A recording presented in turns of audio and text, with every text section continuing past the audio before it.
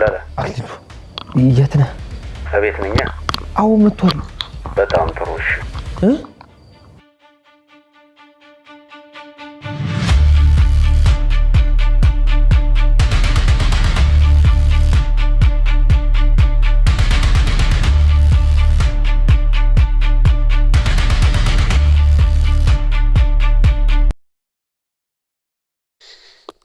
ሄይ ዩ ጋይስ እንደምን አላችሁ? አክሊሉ እንግዲህ ከመድብል ጋር ለመፋለም አንድና ሁለት ድርድር የለኝም። እኔ ጀግና ሰው ይመቸኛል። ከሱ ጋር ለመደባደብ ኦር ለመፋለም ሬዲ ነኝ ሲል እንግዲህ ውሳኔውን ለልጅቷ ነግሯታል ማለት ነው።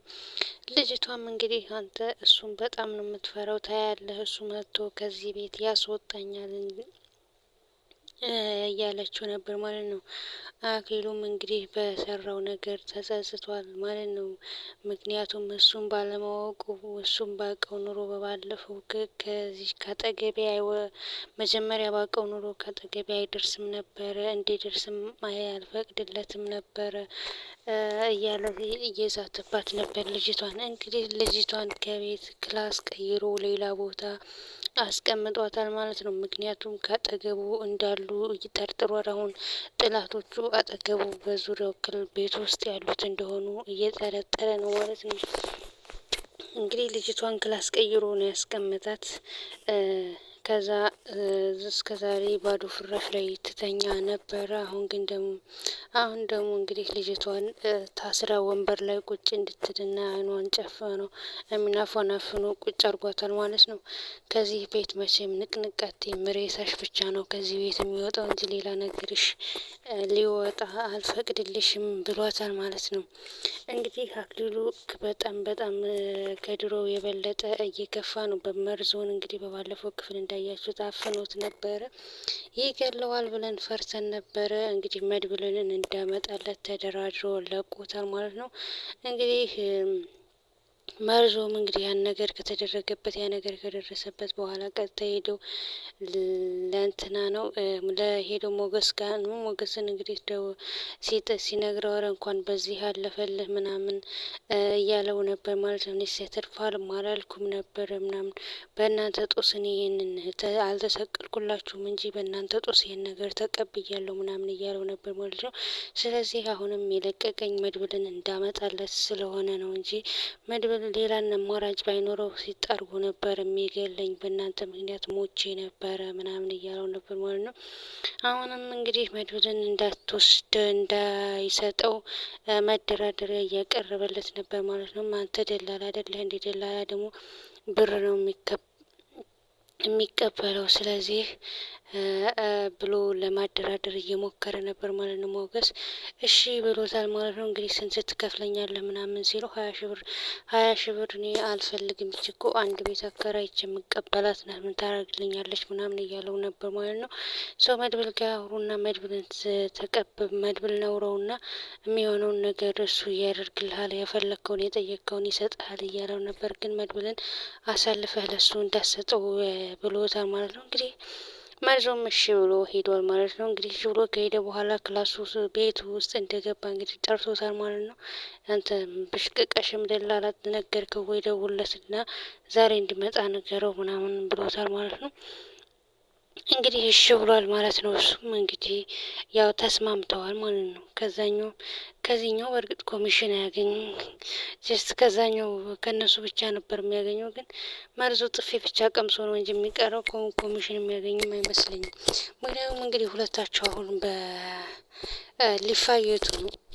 ማን ሟች ማን ዳኝ እንደሆነ እንግዲህ ፈጣሪ ነው የሚያውቀው። በዛ ላይ እንግዲህ አክሊሉ በጣም ስለጠረጠረ ቤት ያሉትን ሰዎች እያንዳንዱ መመርመር ፈልጓል ማለት ነው። ስለ እናቱ እንግዲህ እናቲቱ ኪችን ውስጥ ገብታ ሲያገኛት ምግብ ላምጣልሽ ወይ ምግብ ልስራልሽ ወይ፣ ሰው ነው እንጂ እኔ ምግብ አልፈልግም ሰው አምጣልኝ እያለችው ነበር ማለት ነው። ሰው ሁሉ እኮ ስራ ነው፣ ከየት ብዬ ነው ማመጣልሽ ምናምን እያላት ነበር። ያችን ልጅ ቢያንስ ፍታትና እሷ ታጫውተኝ ምናምን ስትለው እንግዲህ ሚስጥር እንዳይወጣበት እሷ እኮ እብድ ናት ምንም አታደርግልሽም ምናምን እያላት ነበር ማለት ነው። እና ሌላ ሰው አምጣልኝ ስትለው እንግዲህ የመጣለት ሀሳብ ልጅቷን ሉላን ይዞ መጥቶ ስለ ልጅቷ ሙሉ ነገር መረጃ ነገራት ለእናቱ ማለት ነው። መረጃውን ከነገረ በኋላ ሉላን ይዞ መጥቶ ስለ እሷን ለእናቲቱ እንዲታወራለት እና ከዛ በኋላ ምን ሀፕንድ እንደሚያደርግ ሊጠብቅ ነው። ምክንያቱም እንግዲህ እነሱ ስለተነገራቸው የሆነ በቃ ኢንፎርሜሽን ያዘዋውራሉ ማለት ነው። ስለዚህ እንግዲህ ሉላን ይዞላት መጥቷል ማለት ነው። ሉላ ከመጣች በኋላ እንግዲህ እያበላቻት ነበር እናቲቱን። እሱ አባቱን ራሱ የገደለው ራሱም ይመስለኛል። አክሊሉ በጣም ጨካኝ ሰው ነው። እና መሀን ከሆንሽ ለምንድን ነው መጽናናቱንስ ያልሰጠሽ አንቺን እያላት ነበር ማለት ነው። 10 አመት ከአባት ከሞት 10 አመት አለፈው። ስለዚህ 10 አመት አለፈው። ስለዚህ እኔም ደግሞ መግባትም አልፈልግም መመንኮስ ነው የምፈልገው፣ ግን ሰው ፈልጋለሁ እያለችው ነበረ። ፈጣሪን ነው እንደዚህ የምታማርረው ጽናቱን በሰጠሽ ምናምን የምትለው።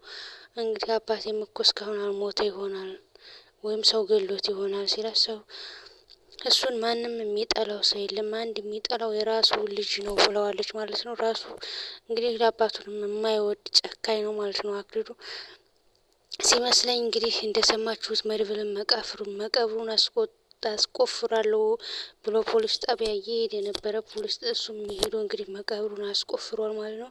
ከዛ መቃብሩን ካስቆፈረ በኋላ የተገኘው አጽም ነው። የአጽሙ ደግሞ እንግዲህ የወንድ አጽም እንደሆነ ነው ሲመረመር የተገኘው። ሲመስለኝ እንግዲህ እኔ የመድብልን የአክሊሉን የራሱን የአባቱን አጽም ትልቅ ሰው አጽም ነው የተቀበረው ምናምን ብሏል ማለት ነው። የራሱን አጽም እንግዲህ የአባቱን አጽም ከሰገን መቃብር ላይ የቀበረው ይመስለኛል። በግፍ የተገደለ ሰው ነው አሉ። እዛ የማይታወቅ ሰው ነው የተገደለው። አክሊሉ በጣም ጨካኝ ሰው ነው እና ልጅቷን ራሱ በህይወት ማቆየቱ ያው ስለሚወደት መሰለኝ እንግዲህ እና በጣም ከባድ ነው። እና እናቲቱ እንዳለችው ከሆነ እሱ ነው የሚገለው አባቱን። ለሉላም እንግዲህ ብዙ ነገር አውርታታለች ማለት ነው። ክልስ ነው ወይ ምናምን እያለች ብዙ ነገር ጠይቃታለች ማለት ነው። ከዛ ከልጅነቱ ጀምሮ ሰው እንደማይወድ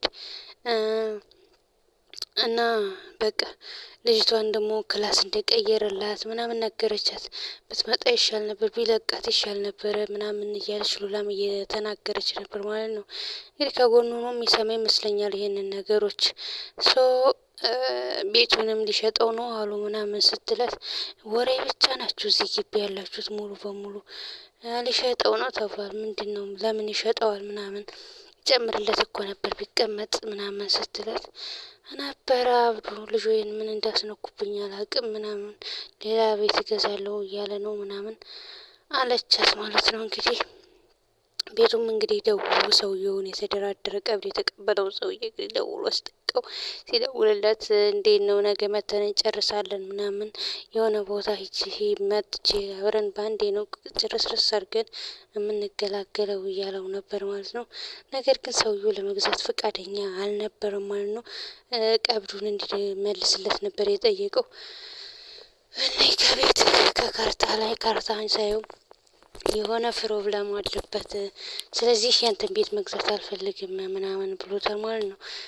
ሰውየው ብር ቸግሮት ምናምን ሳይሆን እንግዲህ ሞገስ ቤቱን በላዩ ላይ አፍርሼ ማለት ስሜን አዙሬ እንደምጠይቀው ነው።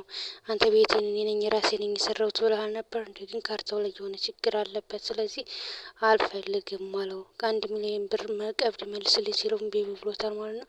1 ሚሊዮን ብር ቀብድ እንደማይመልስለት ግን አንተ ብለው እስክታገኝ ድረስ ነው ለካ ጥሩ ሰው ያጫወተ። 1 ሚሊዮን ብር ምንም አይደለም፣ በቀላሉ ተመልሻለሁ፣ እንደውም ገደል ልገባ ነበር ብሎታል ማለት ነው ሰውየው። አክሊሉም እንግዲህ በጣም ተናዶበታል። እንኳን 1 ሚሊዮን ብር ልመልስልህ ይቅርና ድጋሚ ሌላ ሚሊዮኖችን እቀበልሃለሁ በአንተ ምክንያት ብዙ ሽያጮች ስላመለጠኝ እያለው ነበር ማለት ነው። ሌላው እንግዲህ ያው እንትና ነው መድብል ነው። መድብል እንግዲህ አክሊሉን ለመፋለም ሬዲ ሆኗል፣ ዝግጁ ነው። እንግዲህ ማታ እመጣለሁ ብሎት ነበር ለመርዙ ማለት ነው። ስለዚህ አልቀረም መጥቷል መድብል ማለት ነው። ልጅቷ ክላስ እንደተቀየረላት እንግዲህ ኢንፎርሜሽን ድረሰው ወይ ነው በእርግጥ ሞገስ የሚነግረው ይመስለኛል። እንግዲህ ሰት ብሎ በሩ የመድብል ጎብዝና ግን በስመ አብ ሰተት በበሩ ድረስ ገብታ ማለት ነው መድብል ሶ በቀጣይ ምን ሊፈጠር ይችላል? መዝርዞ ደግሞ መናገር የለብህም ነበር ማትረባ። መርዞ ደግሞ እንግዲህ ደውሎ ለአክሊሉ ነግሮታል እንዲጠነቀቅ። እንግዲህ መድብል እንዳገኘው ተኩሶ እውነት ይሞትበት ይሆናል ወይስ ደግሞ አክሊሉ ልክ መድብልን እንዳገኘው ይገለህን? አላቅም። ብቻ እንትና መደወል ነበረበት፣ ለሞገስ ስልክ መደወል ነበረበት። ቢያንስ ሞገስ የጀርባ ጠባቂ ሆኖ ነበር። ብቻ ከባድ ብዙ ፋይት ያለበት ፊልም ነውና እንግዲህ ልጅቷ ነጻነት ማግኘት አለባት። በግፍ የተበደለውም ሞገስ